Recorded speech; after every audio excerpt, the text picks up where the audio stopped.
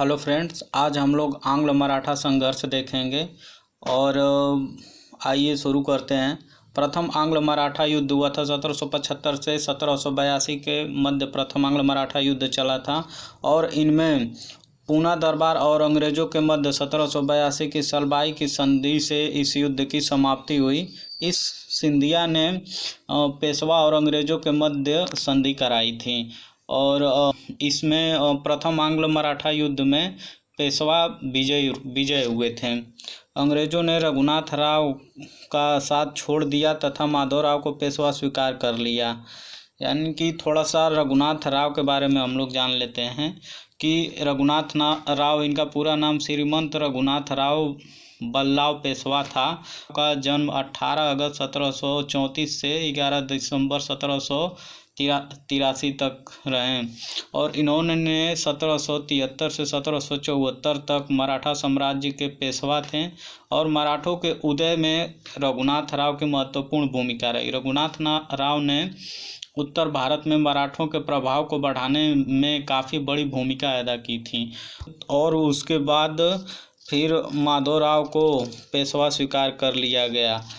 तो थोड़ा सा इसमें माधवराव के भी बारे में जान लेते हैं कि ये माधवराव कौन है।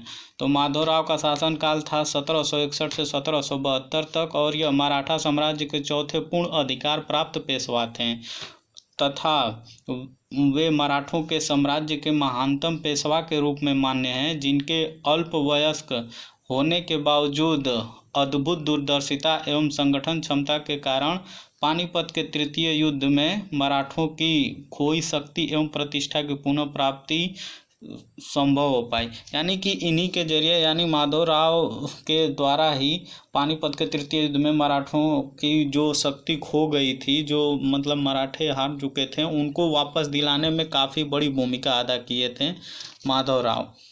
इसलिए माधवराव को पेशवा स्वीकार कर लिया गया और पेशवा साम्राज्य के प्रधानमंत्रियों को ही पेशवा कहते हैं। मराठा साम्राज्य के प्रधानमंत्री को पेशवा कहते हैं और राजा के बाद इन्हीं का स्थान होता है। उसके बाद देख लेते हैं कि माधवराव के पश्चात बाजीराव द्वितीय पेशवा बना, लेकिन पेशवा का होलकर के साथ संघर्ष प्रारंभ हो गया। अतः इस संघर्ष से घबराकर पेशवा ने 1802 में अंग्रेजों से बसीन की संधि कर ली, जिसे पेशवा ने अंग्रेजी संरक्षण स्वीकार कर लिया।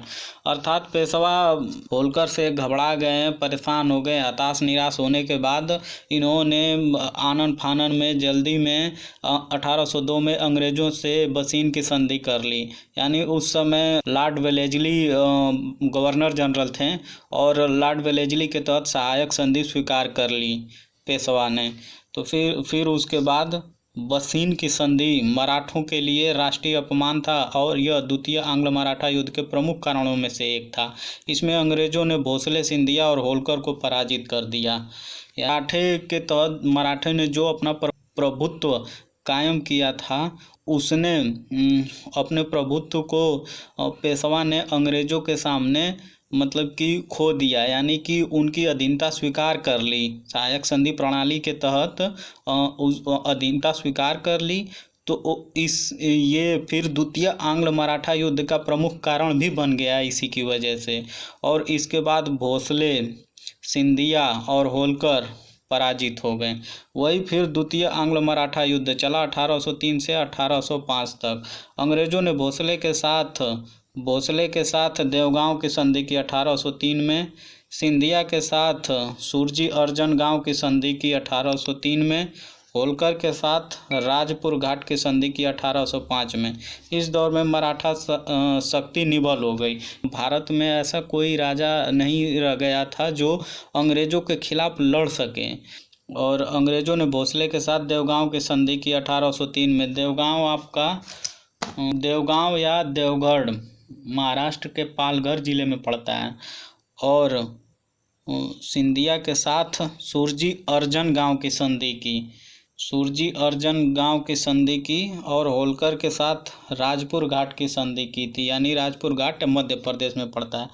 तृतीय आंग्ल मराठा संघर्ष 1817 से 18 18 तक। 1817 में पूना की संधि हुई, जिसमें पेशवा को मराठा संघ की प्रधानता छोड़नी पड़ी। पूना के प्रदेश का विलय कर लिया गया, यानी पूना के जो प्रदेश थे वो मिला लिया गया। और महादजी सिंधिया ने 1784 में मुगल बादशाह शाह आलम को अपने वश में करके खुद को नायब ए गुनायब बनवाया।